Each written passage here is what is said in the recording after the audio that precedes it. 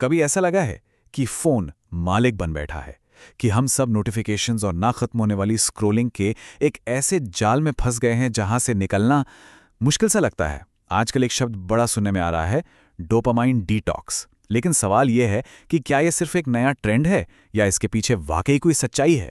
चलिए आज इसी की तह तक चलते हैं। अरे ये कहानी तो हम सबकी है।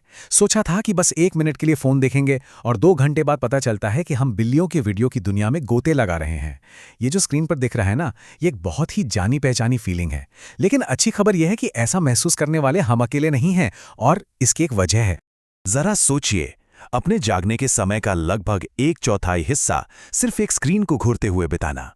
डॉक्टर अनुज पचेल के साथ बिल्कुल यही हुआ।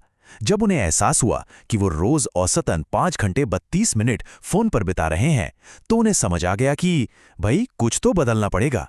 ये सिर्फ एक नंबर नहीं है, ये एक वेकअप कॉल है।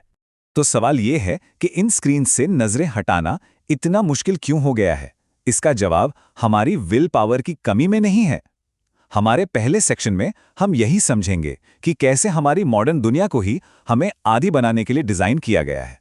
ये हमारी नहीं, हमारे माहौल की देन है।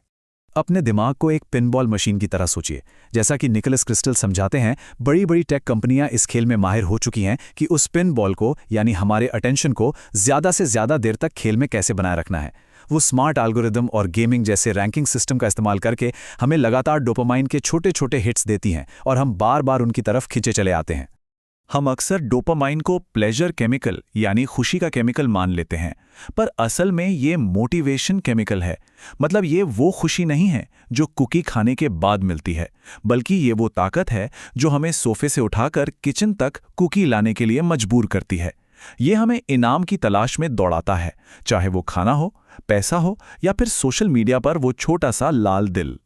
पर जब हमें डोपामाइन का ये बर्स्ट मिलता है, तो हमारे दिमाग के अंदर असल में होता क्या है, इसे समझने के लिए हमें न्यूरोसाइंस की दुनिया में उतरना होगा। इस सेक्शन में हम डॉक्टर एना लैम्के के एक शानदार फ्रेमवर्क से सुख और दुख के इस नाजुक संतुलन को समझेंगे। अपने दिमाग के रिवॉर्ड सिस्टम को एक सीसॉ या तराजू की तरह सोचिए, जैसा यहां दिख रहा है। एक पलड़े पर है सुख और दूसरे पर है दुख। नॉर्मली ये दोनों पलड़े एकदम परफेक्ट बैलेंस में रहते हैं। अब मान लीजिए अपनी पसंदीदा वेब सीरीज के सारे एपिसोड्स एक साथ देख लिए, या फिर एक बड़ा सा बर्गर और फ्राइज खा लिए। जैसा कि ये स्लाइड दिखा रही है, ये मजेदार अनुभव दिमाग के तराजू को जोर से सुख वाले पल्ले की तरफ झुका देते हैं। उस पल तो बहुत अच्छा महसूस होता है, लेकिन हमारे दिमाग को बैलेंस बहुत पसंद है, और यहीं पर चीजें मजेदार हो जाती हैं।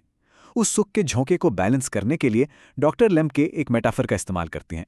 वो कहती हैं कि दुख वाले ग्रेमलिन्स यानी छोटे शैतान तराजू के दूसरी तरफ कूद जाते हैं, और वो सिर्फ बैलेंस नहीं बनाते, बल्कि तराजू को दुख की तरफ झुका देते हैं। यही वो खालीपन, बेचैनी और जबरदस्त तलब है जो हमें उस मजे के बाद महसूस होती है और हमें वापस उसी सुख की ओर धकेलती है। तो फिर इस बिगड़े हुए तराजू को वापस ठीक कैसे किया जाए? यहीं पर डोपामाइन डिटॉक्स की एंट्री होती है। हमारे अगले सेक्शन में हम कुछ यूट्यूबर्स के सफर को देखेंगे, जिन्होंने अपने दिमाग पर कंट्रोल वापस पाने के लिए 7 दिनों का एक दाघाड़ प्रयोग किया। एक स्ट्रिक्ट डिटॉक्स के नियम काफी इंटेंस होते हैं, जैसा कि यहां दिख रहा है। निकोलस क्रिस्टल और डॉक्टर अनुज पचेल दोनों ने ऐसे ही प्रोटोकॉल फॉलो किए। सोचिए जरा, ना कोई सोशल मीडिया, ना कोई डिजिटल एंटरटेनमेंट, ना जंक फूड, यहां तक कि म्यूजिक भी नहीं। इसका मकसद था लगभग हर तरह की बाहरी उत्तेजना को बंद करके देखना कि आखिर होता क्या है। शुरुआत कैसे होती है? निकोलस का ये कोट पूरी कहानी बयां कर देता है। जिस लगातार उत्तेजना के हम आदी हो चुके हैं, उसे अचानक हटा देना शुरू में बहुत बहुत मुश्किल होता है। बोरियत असहनीय लगती है। ऐसा लगता है जैसे दिमाग अपने रोज के डोज के लिए चीख रहा हो।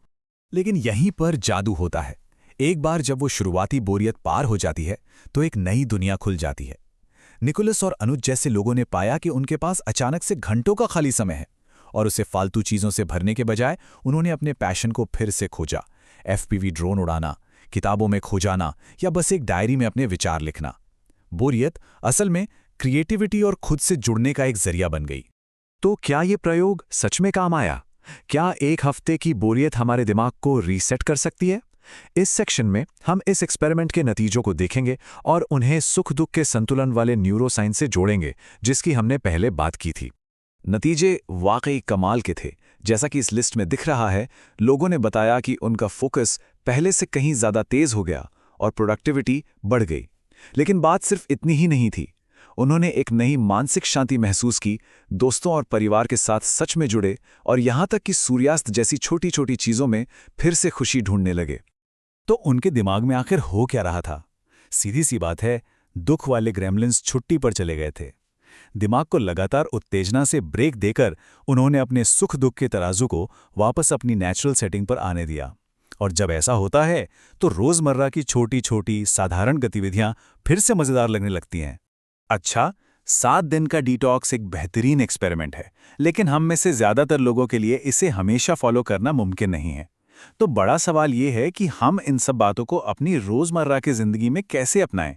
हमारे आखिरी सेक्शन में हम इस एक्सट्रीम डिटॉक्स से आगे बढ़कर अपने रिवॉर्ड सिस्टम को दोबारा बनाने और लंबे समय तक चलने वाली आदतें डालने पर बात करेंगे।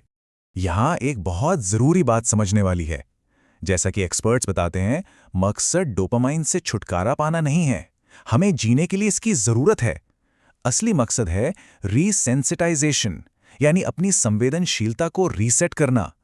ये अपने दिमाग के थर्मोस्टैट को एडजस्ट करने जैसा है, ताकि अच्छा महसूस करने के लिए बहुत ज़्यादा उत्तेजना की ज़रूरत ना पड़े। लक्ष्य है बोरिंग चीज़ों को फिर से फायदेमंद बनाना। किसी भी शॉर्टकट या हैक को आजमाने से पहले एक मजबूत नींव बनाना बहुत जरूरी है। डॉक्टर हर्बरमैन डोपामाइन के हेल्दी लेवल्स बनाए रखने के लिए इन 4 स्तंभों पर जोर देते हैं: अच्छी नींद, सुबह की धूप, सही पोषण और नियमित व्यायाम। इन्हें उस बुनियाद की तरह समझिए जिस पर बाकी सब कुछ बनता है। इस अप्रोच की खूबसूरती यह है कि इसके लिए किसी एक्सट्रीम कदम की जरूरत नहीं है। रियान डोरेस और डॉक्टर लेम्के जैसे एक्सपर्ट्स ये प्रैक्टिकल तरीके सुझाते हैं जिन्हें कोई भी अपना सकता है। बोरिंग ब्रेक लेना, जैसे बस खिड़की के बाहर देखना, मल्टीटास्किंग के बजाय एक समय में एक काम करना, या फिर ठंडे पानी से नहाने जैसा हेल्दी पेन अपनाना, ये सब धीरे धीरे रिवॉर्ड सिस्टम को रीसेट करने के बहुत शक्तिशाली तरीके हैं। और इसी के साथ हम अपनी इस खोज के अंत पर आते हैं। आखिरी सवाल किसी बड़े बदलाव के बारे में नहीं, बल्कि एक छोटे कदम के बारे में है। वो कौन सी एक साधारण, शायद थोड़ी बोरिंग चीज है जो आज की जा सकती है, ताकि ध्यान वापस पाया जा सके और दिमाग को रीसेट करना शुरू किया जा सके। शुरुआत करने की ताकत हम सबके हाथ में है।